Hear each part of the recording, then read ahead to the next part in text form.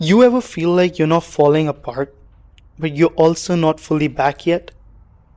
Like you're in that weird functioning state where deep down you do know that you're building something quietly. That was me in my third semester. And if that's you as well, in that weird in between state, this episode is for you. So, welcome to the third episode of Not There Yet. I'm not here to tell you a glow up story. I'm here to share 6 lessons which I learned throughout my third semester. These aren't just reflections, these are moments that challenged me, woke me up, reset me, and reminded me what really mattered. If you are figuring it out in silence, I hope you find your story in mine.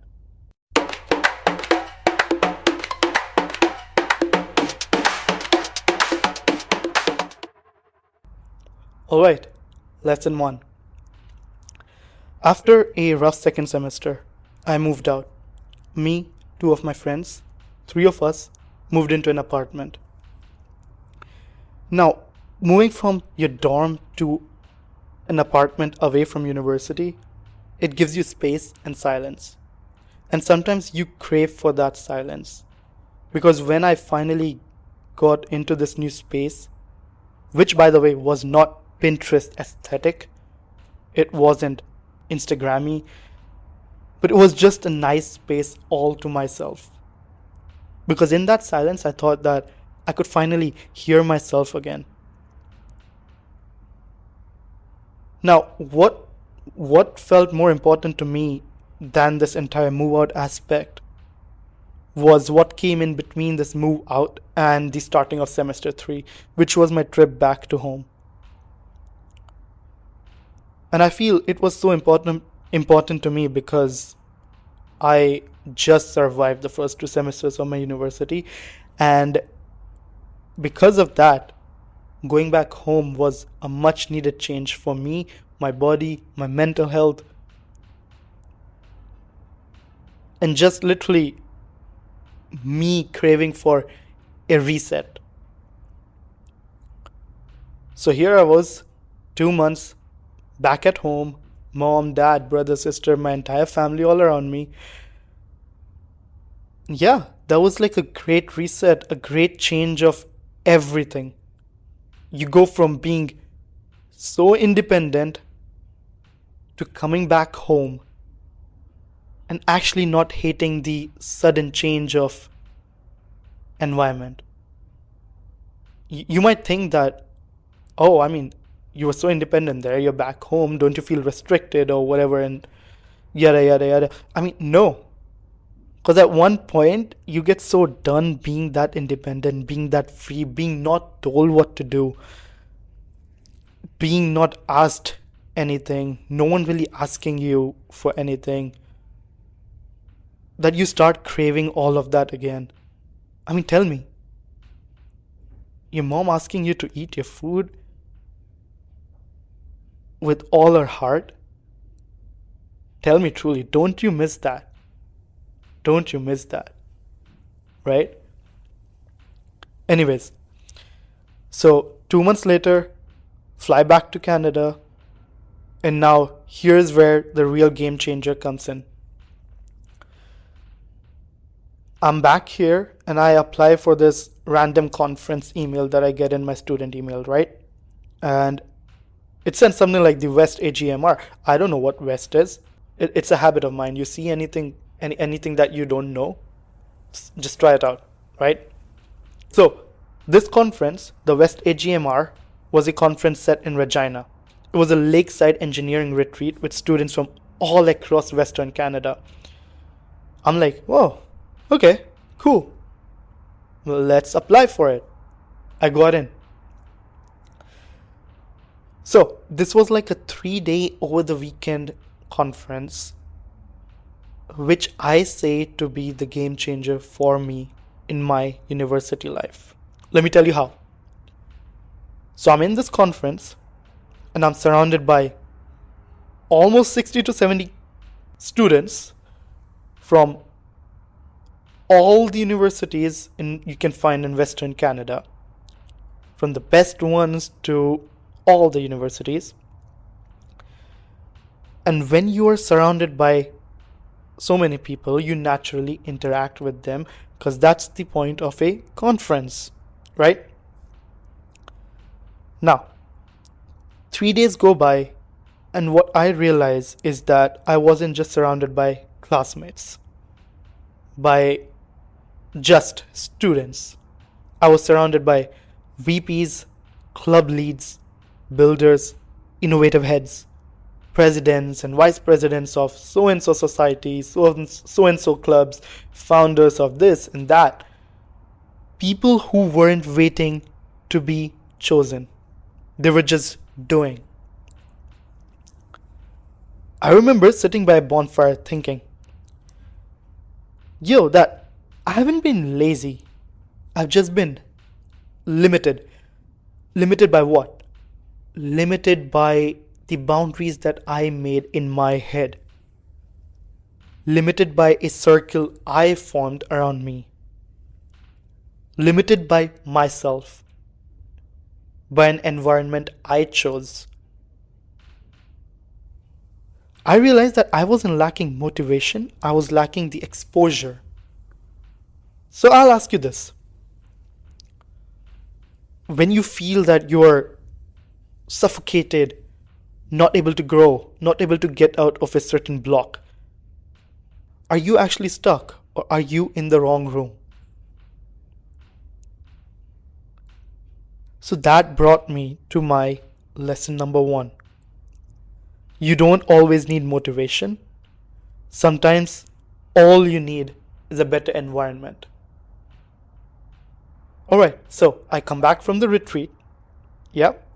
Having learned that the time to wait is over. The time to start doing has come. So I stopped waiting. I sent the emails. I applied to 1 club, 2 club, 3 club, 4 clubs. This society, that society. This student team, that student team.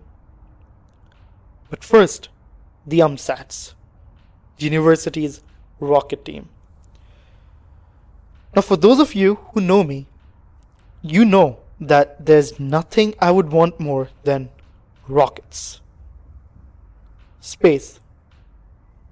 That's always been my thing. No backup plan. Anyways, I got in.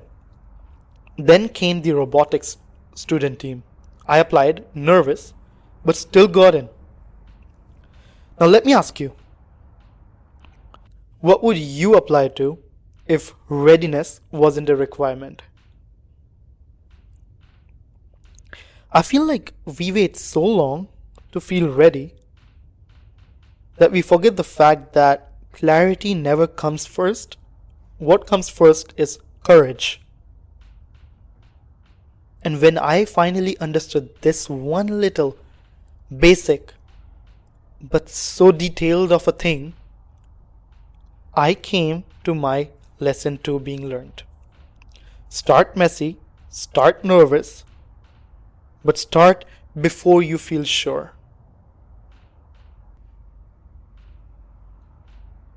Now, around the same time, I started my first job, Jack and Jones Retail. Not for the resume, but just to feel independent. Just to earn something on my own. To stop asking and to start contributing. That was my concept, right? I know it sounds simple, but that job taught me more than any class. It taught me 3 very important things. How to read a customer, how to talk when you're tired, how to sell without sounding like a script. So retail taught me the art of showing up. Because there are so many days, I swear to God, you as a student, you as an engineering student, having tons of course load on you, you do not want to show up just to a job, to your side job, right? Because you are in this country, all the way away from home. Your parents sent you here to do what? To study. And then while you're doing that, you have put yourself into a situation, because I did that, it was my choice to get a job in the first place. And now you suddenly start feeling like, I don't feel like going today. I have a test coming up tomorrow. I have to do a 4-hour shift over there. I have to go through 1.5 hours of travel to reach there. 1.5 hours coming back. Oh God. Oh my God. My entire day is gone. What do? I show up. I still go to work. I manage my time. What taught me that? Retail. It taught me the art of showing up and holding energy when you do not have much left in you. And bro, there is something powerful about tapping your own card at checkout. And when I could do that, I promised myself this, that I will buy my own flight home next summer. And I did. And here I am. I'm speaking from home.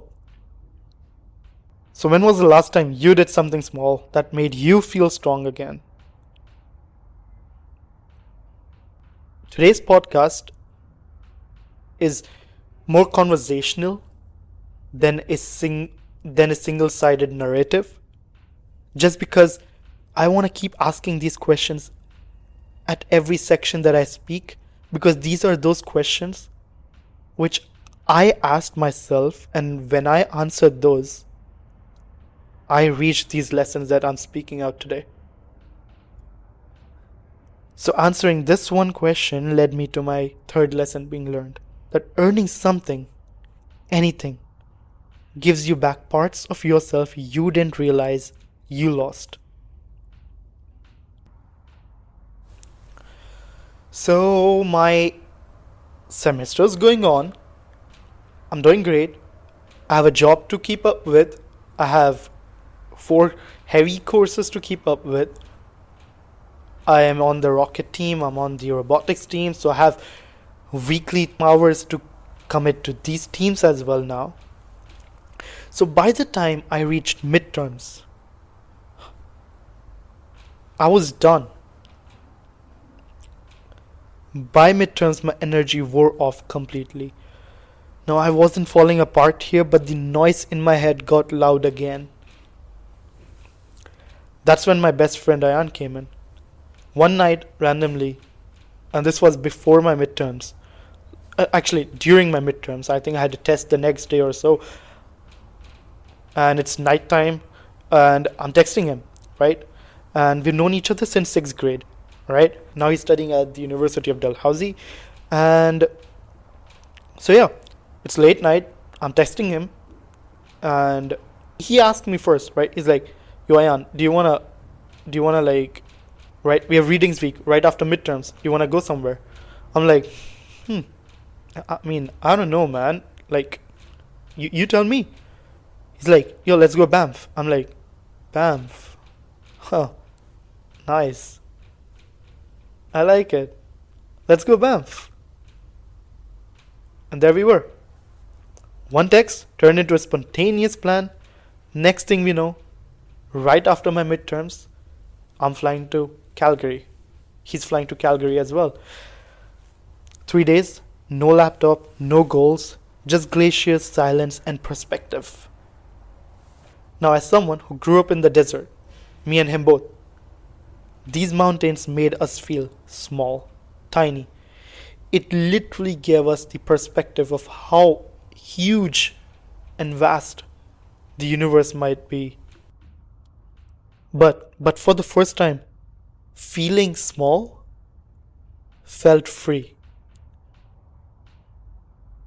Because it also made me think of how small our problems are if we are so tiny. Have you ever stepped outside your routine long enough to actually see and feel and hear yourself again? Because that trip did not fix me, but it reminded me that rest isn't a reward you earn. It's a reset that you need. It's a decision that you make for yourself, for your own well-being. Hold up, stop everything, close my books, close my laptop, shut down work. Let's go chillax. Right? So that's lesson 4. You don't earn rest, you protect it. Because real growth needs stillness too. Now, here's what no one tells you about rebuilding. It's not dramatic. It's not one big speech.